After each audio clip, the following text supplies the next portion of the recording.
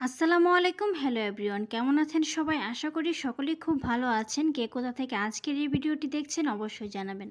বরাবরের মতো আজকেও দুপুরের একটা রান্নার ভিডিও নিয়ে হাজির হয়ে গেছে। আমার এই রান্নার ভিডিওগুলো আপনাদের কাছে কেমন লাগে অবশ্যই জানাবেন। চুলায় একটা কড়াই বসিয়ে দিয়েছি আর তেল দিয়ে তেলটাও কিন্তু গরম করে নিয়েছে। এখন দিয়ে দিয়েছি পেঁয়াজ, রসুন আর কাঁচামরিচ। এখন নেড়েচেড়ে পেঁয়াজ রসুনগুলোকে হালকা ব্রাউন কালার করে ভেজে নিব।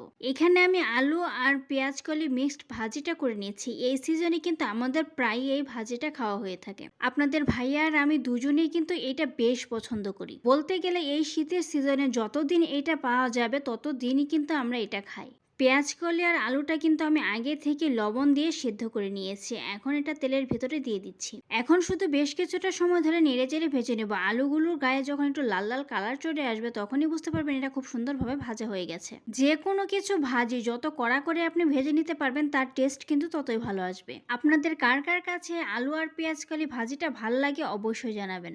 আমার খেতে তো দারুণ লাগে। এই তো আপনাদের সাথে কথা বলতে বলতে কিন্তু আলু আর পেঁয়াজ কলিটা আমার খুব সুন্দরভাবে ভেজে নেওয়া হয়ে গেছে। দেখতেই পাচ্ছেন এটা কতটা ঝরঝরে হয়েছে। আলুর গায়েও কিন্তু লাল লাল একটা ভাব চলে এসেছে। এখন এটা নামিয়ে নিয়েছি আর অন্য একটা রান্না এখন বসিয়ে দিব।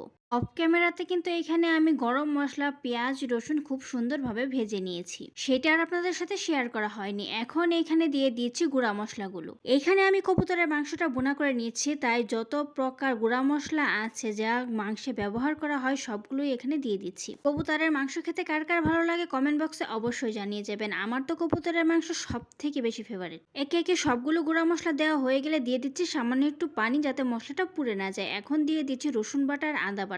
এখন মশলাটাকে খুব ভালোভাবে কষিয়ে নিতে হবে। মাংস রান্না করতে তো আমরা সবাই জানি, এটা বলার বা দেখানোর মতো কিছু নেই। বলতে বলতে কিন্তু মশলাটা আমার খুব সুন্দরভাবে কষানো হয়ে গেছে। দেখতে পাচ্ছেন মশলা থেকে তেলটা ছেড়ে দিয়েছে। এখন এখানে কবুতরের মাংসটা আমি দিয়ে দিচ্ছি। এখন নেড়েচেড়ে মাংসটাকে 4 থেকে 5 মিনিট আমি এই মশলার সাথে কষিয়ে নিব। যে মাংস আপনি রান্না করেন না কেন তার টেস্ট কিন্তু 100% নির্ভর করে কষানোর উপর। যত ভালোভাবে কষিয়ে নিতে পারবেন তার টেস্ট কিন্তু ততই ভালো আসবে। 4 থেকে 5 মিনিট কিন্তু আমি মাংসটাকে কষিয়ে নিয়েছি। এখন পরিমাণ মতো পানি অ্যাড করে দিচ্ছি আরও ভালোভাবে কষানোর জন্য। এইরকম অল্প অল্প করে পানি দিয়ে কিন্তু আমি 2 থেকে 3 বার মাংসটাকে কষিয়ে নিব। নেড়েচেড়ে মিশিয়ে নিচ্ছি। এখন ঢাকনা দিয়ে ঢেকে মাংসটাকে কষিয়ে নিব। 2 বার কিন্তু আমি মাংসটাকে খুব ভালোভাবে কষিয়ে নিয়েছি। দেখতে পাচ্ছেন একদমই কিন্তু মাংসের ভেতরে কোনো পানি নেই, তেলটা কিন্তু ছেড়ে দিয়েছে। নেড়েচেড়ে মিশিয়ে নিচ্ছি। এখন এখানে ঝোলের জন্য পরিমাণ মতো পানি অ্যাড করে দিচ্ছি। পানিটা দিয়ে আবারও ভালোভাবে নেড়েচেড়ে মিশিয়ে নিয়ে ঢাকনা দিয়ে ঢেকে সম্পূর্ণ রান্নাটা করে নিব।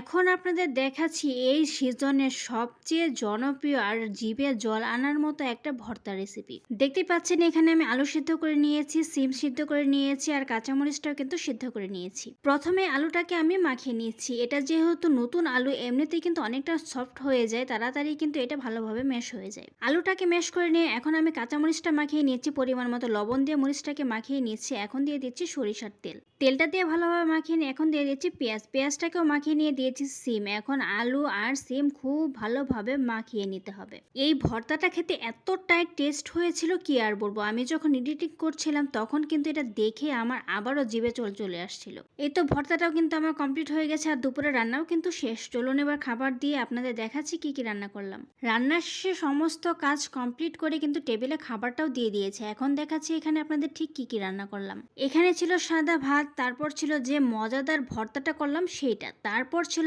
আলু আর পেঁয়াজ কলি ভাজি। এইটাও কিন্তু আমার খুবই ফেভারিট। এখানে কিন্তু আমি বেগুনও ভাজি করে নিয়েছিলাম। তারপর ছিল মাছের ডিম দিয়ে একটা তরকারি রান্না করেছিলাম সেইটা। এখানে ছিল ফুলকপির পকোড়া, তারপর ছিল কবুতরের মাংস ভুনা। এই তো ছিল আজকে দুপুরের খাবার দাবারের আয়োজন। আজকের খাবার দাবারের আয়োজনগুলো কেমন লাগলো অবশ্যই জানাবেন। যদি ভালো লেগে থাকে লাইক কমেন্ট শেয়ার দিতে একদম ভুলবেন না। এরকম নতুন নতুন ভিডিও পেতে আমার ফেসবুক পেজটি ফলো দিয়ে রাখেন। যদি ইউটিউব চ্যানেল থেকে দেখে থাকেন চ্যানেলটি সাবস্ক্রাইব করে দিবেন। দেখা হবে নেক্সট কোনো ভিডিওতে। সেই পর্যন্ত সবাই ভালো থাকুন, সুস্থ থাকুন। আল্লাহ হাফেজ।